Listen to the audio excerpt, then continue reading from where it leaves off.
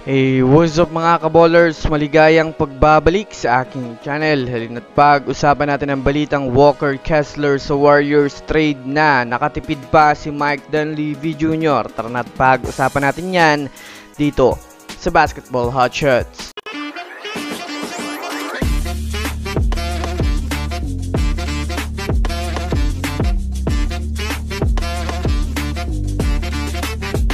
Una nga muna tayong dumako mga kaballers sa balita patungkol sa pagpapalit nga po mga kaballers ni Derrick White kay Kawhi Leonard matapos mag-withdraw sa Team USA.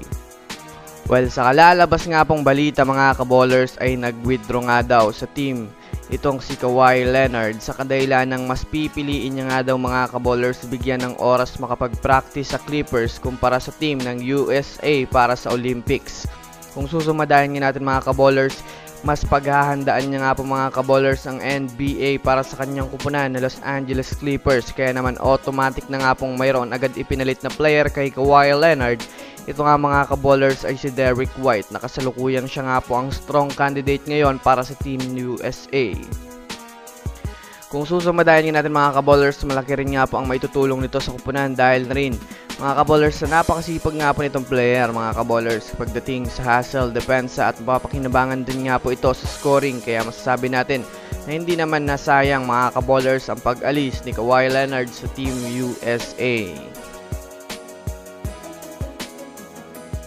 Samantala, dumako naman tayo mga kaballers sa balita patungkol sa kupunan ng Golden State Warriors. Well, sa umiinit nga pong pagbitaw ng Utah Jazz kay Walker Kessler na kung sakaling may kukuha dito ay ang magiging kapalit lang nga nito mga kaballers ay mga future first round pick, future draft picks. Kaya naman dahil nga po mga kaballers na medyo nahihirapan pa ang Warriors sa pagkuha kay Lauri Markkanen ay maraming tumutulok na mga analyst sa Warriors na masasabi nating mas makabubuti nga ito para daw sa Warriors lalo pat wala silang maisasakripisyo na magagaling na manlalaro sa kanilang kupunan.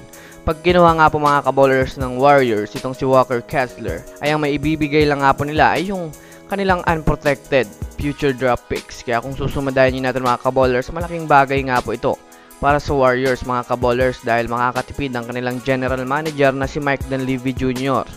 Kaya abang-abang pa rin tayo mga kaballers sa balita patungkol sa kupunan ng Golden State Warriors. So that's it for today's video mga kaballers. Yan lang ang ating pag-uusapan sa ngayon. Pindutin na ang subscribe and hit nyo na rin ang notification bell para sa mga susunod na updates sa mundo ng basketball. Again, this is Basketball Hotshots. Thanks for watching.